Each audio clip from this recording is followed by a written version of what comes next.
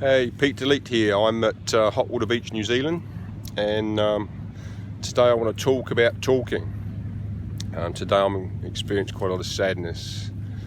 I got a message today that my dad has decided to stop dialysis, and at which point he'll just slowly drift away. So a lot of sadness, and it's diabetes that got him, but it's not really. It's not talking. As a child, we had a horrific childhood, and not knowing how to talk about things, not encouraged to. Policeman, an army man, an Englishman, you don't talk about shit. So he held it all inside, a lot of anger, a lot of fear, and as he got older and joined the police, the whiskey was his counsellor, and which in turn started to cause problems, and diabetes showed up. He was told to stop drinking, but of course if he did that he would have to face his demons, and too painful, and getting no support, and no understanding either. And so yeah, and then of course when diabetes got hold, the medications wreaked havoc with his body, and his kidneys shut down. And so yeah, I escaped England and got away from that culture. I thought it was in here still, but eventually in my 40s I learned from other men how to talk about things at great depth, and I encourage that work. Not just men, of course, but New Zealand leads the world in youth suicide, which is shocking really, because it's as close to paradise as I've found. And in my opinion, and my conclusions I come to, because I gave it a great deal of thought, it's the pioneering culture. You know, hard men came, broke the land, and the land didn't need breaking, it needed honouring and supporting. But so yeah, you didn't talk about emotion, you just rolled up your sleeves and got on with it.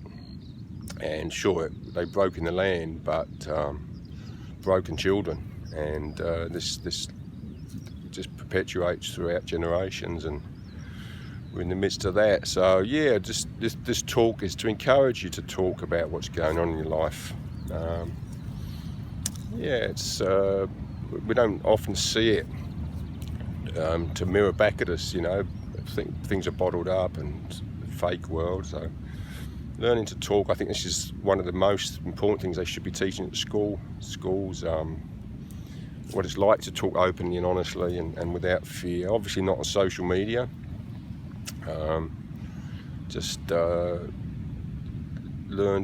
friends you can trust, or counsellors, but also be mindful not to make it your story. You know, there's the stuff that's going on in your head needs to come out. Poetry is always a good one, writing it, journaling.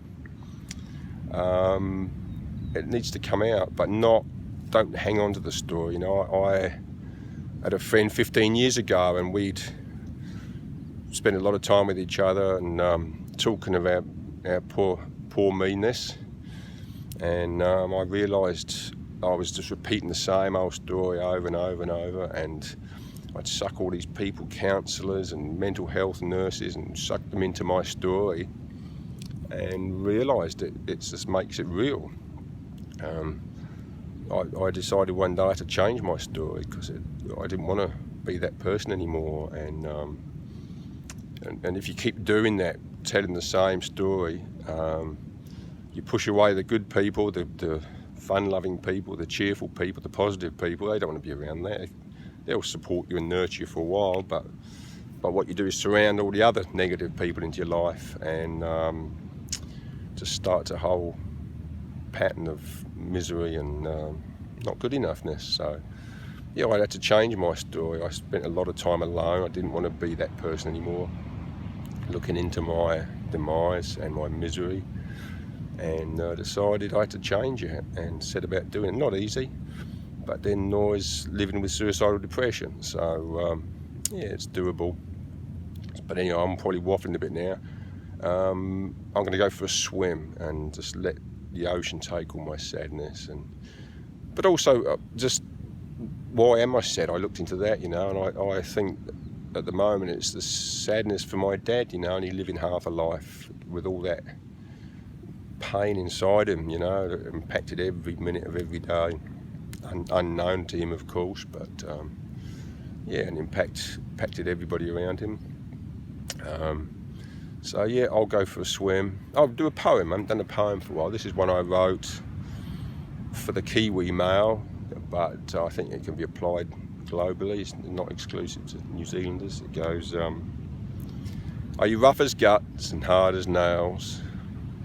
Can you change when your way fails? Can you run a try and bet a horse? Much harder to help your wife, of course. Can you scull a jug and drink a crate? Hug your son and call him mate. Can you catch a fish and build a house? Love your daughter, massage your spouse. Can you not see what I can? Love in touch and tear. That makes a man. So I'm going to have a little swim, and then I'm going back to my workshop.